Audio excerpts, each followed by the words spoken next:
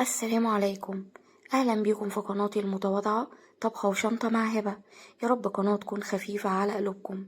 هنعمل مع بعض النهاردة كيكة شوكولاتة، بس بمقادير تحفة وسهلة، وهتطلع معاكم مظبوطة، وهتاكلوا أحلى كيكة شوكولاتة.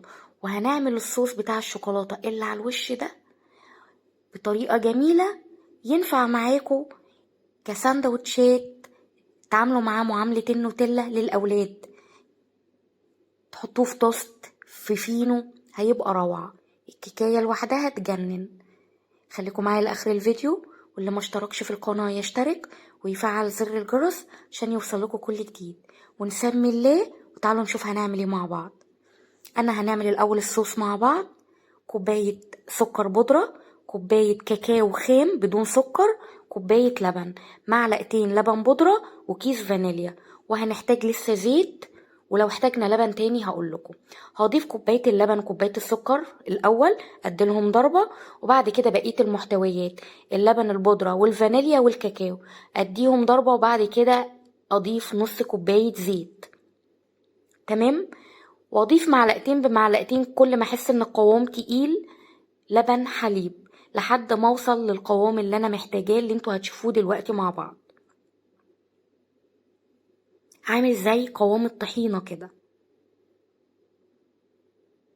لانه لسه ما بيدخل التلاجة لحد ما نعمل الكيكاية بتاعتنا بيتقل كمان شوية، فعشان كده انا ما بتقلوش من الاول.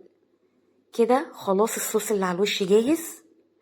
الشفشة انا مش هغسله طبعا، لاني هشتغل فيه المواد السائلة اللي احنا هنعمل بيه الكيكاية. في الاول اضيف 4 بيضات، عليهم كوباية وربع سكر، تمام، نص كوباية زيت، كوباية لبن، كوباية مية دافية، وظرفين فانيليا. اضرب السوائل دي مع بعض واضيفها في طبق العجان بتاعنا، وبعد كده اضيف المواد الجافة، الدقيق كوباية الا ربع، كاكاو وكربوناتو وبيكنج باودر طبعا، وذرة ملح، واحط غطا خل. طبعا الدقيق هنا نص كيلو، واحنا متفقين على حسب نوع الدقيق. وافضل اضرب لحد ما القوام يبقى بالشكل اللي انتوا شايفينه ده. دي صينية قطرها تقريبا 45، انا عاملة صينية كبيرة شوية قطرها 45.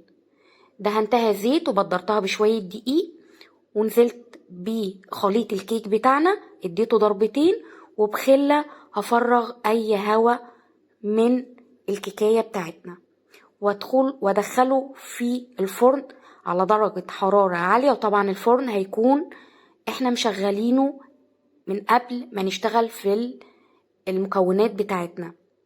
تمام.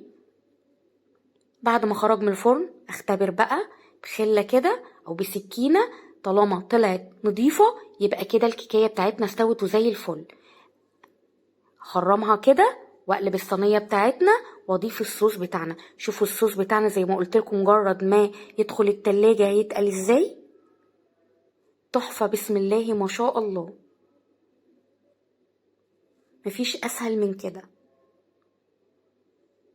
الصوص ده لوحده الله اكبر، يعني ممكن تعملوا منه حاجات كتير بسيطة وسهلة، مكونات ما شاء الله والمقادير مظبوطة جدا. يا رب تكون عجبتكم، ويا رب اكون دايما عند حسن ظنكم. ودي الكيكاية بتاعتنا، والسلام عليكم.